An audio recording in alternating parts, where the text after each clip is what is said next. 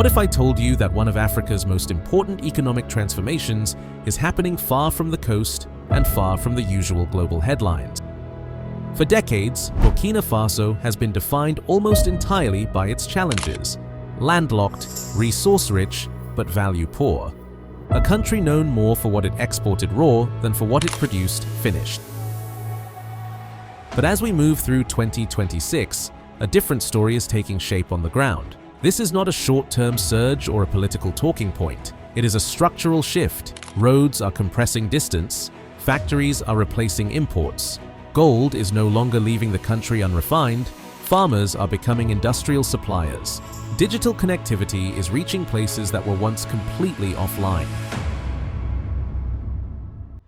In this video, we are counting down 10 mega projects that together explain why Burkina Faso is quietly emerging as one of Africa's most important rising stars. Whether you are watching this early or late in 2026, these projects represent a permanent change in direction. Let's begin.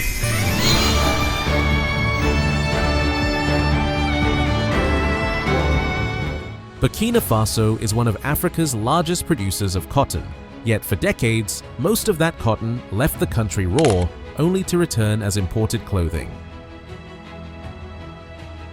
The CNATAC Cotton and Textile Center is designed to break that cycle. By supporting modern weaving, dyeing, and garment production, this project strengthens the domestic textile value chain. It creates skilled jobs, supports artisans, and lays the groundwork for a locally rooted fashion and textile industry. This is not about nostalgia, it is about industrial capability built on existing strengths.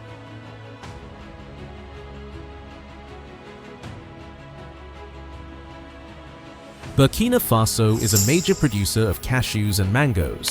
For years, these crops were exported raw, with processing and profits happening elsewhere.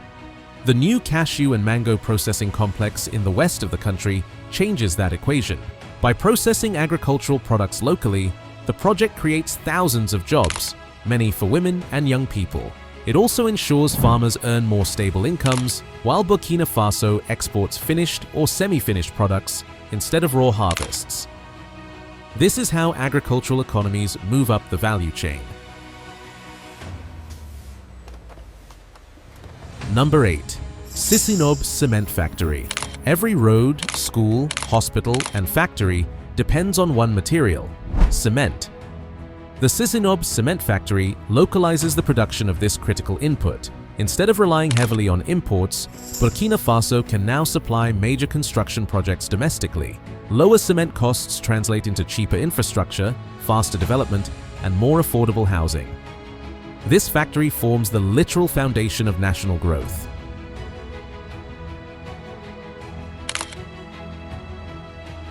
On number 7, we have the SOBTO Tomato Processing Factory. Burkina Faso produces large quantities of tomatoes, yet for years much of the harvest was lost due to lack of processing capacity. At the same time, tomato paste was imported. The SOBTO Tomato Processing Factory closes that gap. Local tomatoes are now transformed into paste for domestic consumption, giving farmers guaranteed buyers and reducing post-harvest waste.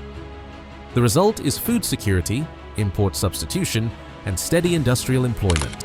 It is a simple idea executed at scale.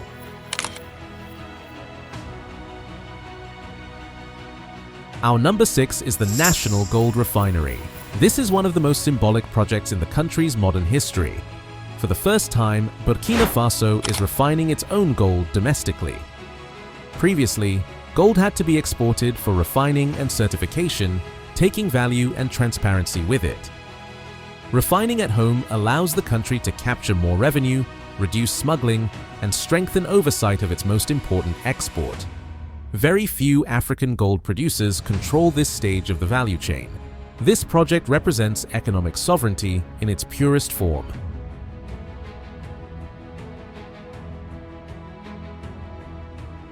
If you're finding this breakdown valuable and want more deep dive stories on African development beyond the headlines, take a moment to like this video and subscribe to the channel. Your support helps us continue telling these stories with depth and context. Now, let's continue. Our number 5 is the Bomboré gold processing expansion. Mining gold is one thing. Processing it efficiently is where value is multiplied. The expansion of the Bomboré processing plant significantly increases output by allowing higher-grade ore to be treated locally.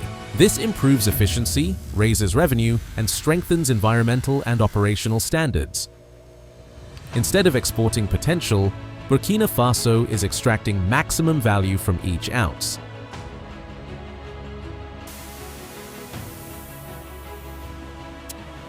Number 4 is the Kiaka gold mine.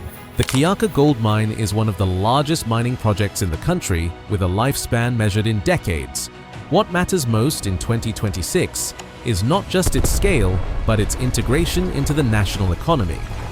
Local sourcing requirements and employment policies ensure that gold wealth circulates domestically instead of disappearing at the export gate. This is the difference between extraction and development.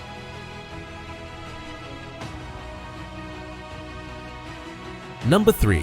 Zero White Zone Telecom Program. Physical roads move goods. Digital roads move money and opportunity. The Zero White Zone program is extending mobile and internet coverage to hundreds of previously unconnected rural towns. This enables mobile banking, online education, telemedicine, and digital entrepreneurship. By connecting rural Burkina Faso, the country is integrating millions of people into the modern economy.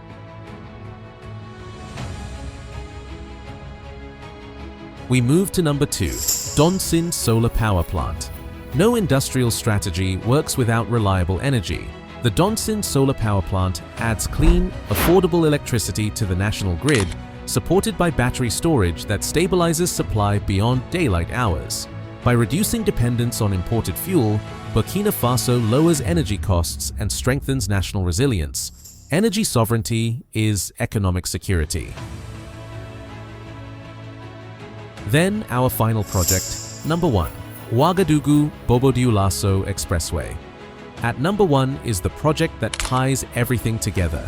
The Ouagadougou Bobo-Dioulasso Expressway connects the political capital to the economic heart of the country.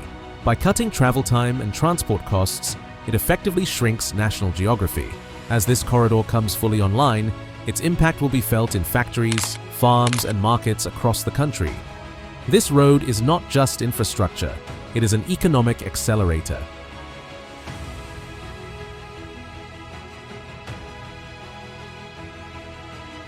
When you look at these 10 projects together, a clear pattern emerges.